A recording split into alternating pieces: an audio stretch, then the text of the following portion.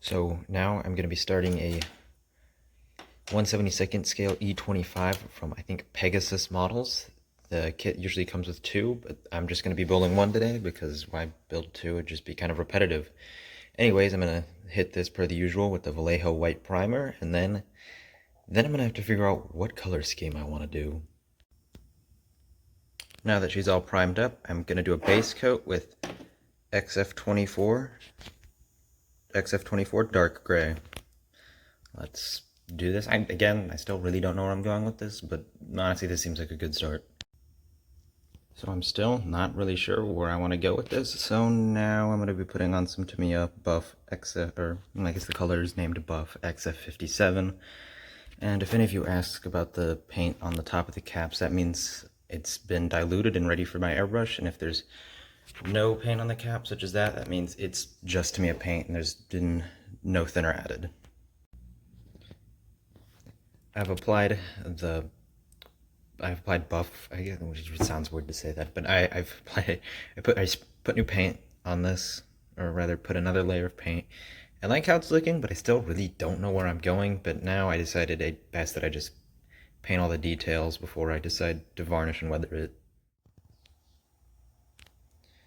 So now that the E25 has the details painted and a varnish, I can now start to weather the tank, and I still really don't know where I'm going with this.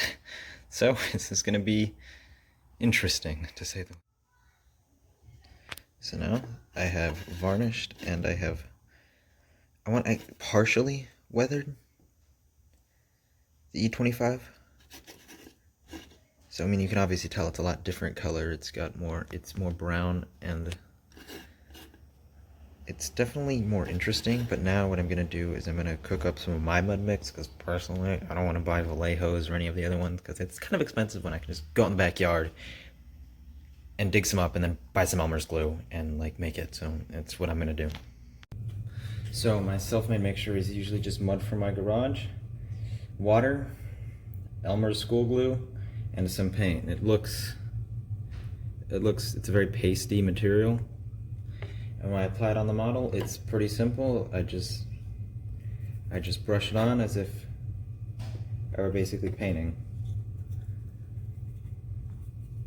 And usually I use the paint to get it the right color so that I don't have to go and paint it.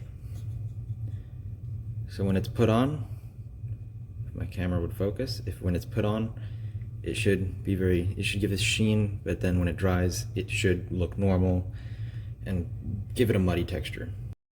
Now that I've weathered the model, I will be a finished E25 by Pegasus models in 1/72nd scale. Here it is.